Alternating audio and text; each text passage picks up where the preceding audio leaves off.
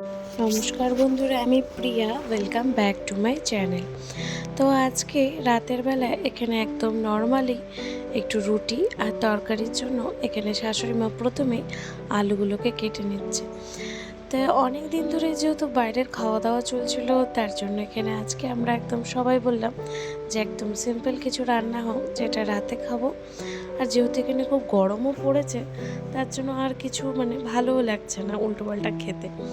তো এখানে আলুগুলোকে খুব সুন্দর করে উনি ঝিরিঝিরি করে কেটে নিল আর খুবই স্পিডে আলুগুলো কাটলো। আমি তো খালি সেটাই দেখছিলাম, যেহেতু আমার কিন্তু এখনও অত অভ্যেস হয়নি অত স্পিডে তাড়াতাড়ি করে আলু সবজি কিছু কাটার। তো এখানে অনেক দিনের যেহেতু এক্সপিরিয়েন্স, তাই এই জন্য এখানে মা ভালো করে আলু টালু কেটে আর এই যে সর্ষের তেল অল্প দিয়ে কালো জিরে আর একটু বেশি করে কাঁচা লঙ্কা দিয়ে হলুদ নুন দিয়ে একদম নিরামিষ আলুর তরকারি রাতে বানানো হচ্ছে। তো এখানে জলও দিয়ে দিলে এবার আলুগুলো হালকা করে সেদ্ধ হোক।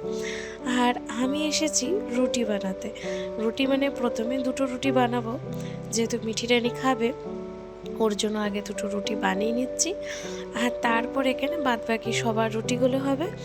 আর তখন শাশুড়ি মা আর আমি দুজনে মিলে রুটিগুলো বানিয়ে নেব। আর দেখতেই পাচ্ছ রান্নাঘরের পেছনে একটা ফ্যানও লাগিয়ে নিয়েছি। এত গরম যে গরমে আর এখানে থাকা যাচ্ছে না।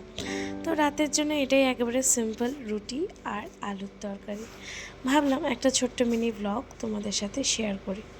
তো তোমাদের যদি ভালো লেগে থাকে অবশ্যই আমার চ্যানেলটা সাবস্ক্রাইব করে দিও। তো এখানে রুটিগুলো আমার হয়েই গেছে। তা আমি ভাবলাম দাঁড়িয়ে থেকে আর কি করব, তার চেয়ে আমি বাদবাকি রুটিগুলো একটা দুটো করে বানানো আরম্ভ করে দিই। তো দেখতেই পাচ্ছ রুটি কমপ্লিট, আর ওখানে আলুর একবারে ঝোলঝোলে তরকারিও হয়ে গেছে। তো একবার চলো সবাই মিলে খাওয়া দাওয়া করবো। অনেকটা যেহেতু রাতও হয়ে গেছে, প্রায় 9:30 মতো বেজে গেছে। তো আজকের ব্লগটা এতটুকুই ছিল। তোমাদের যদি ভালো লেগে থাকে অবশ্যই আমার চ্যানেলটার পাশে থেকো। আবার দেখা হবে সবার সাথে নেক্সট ভিডিওতে।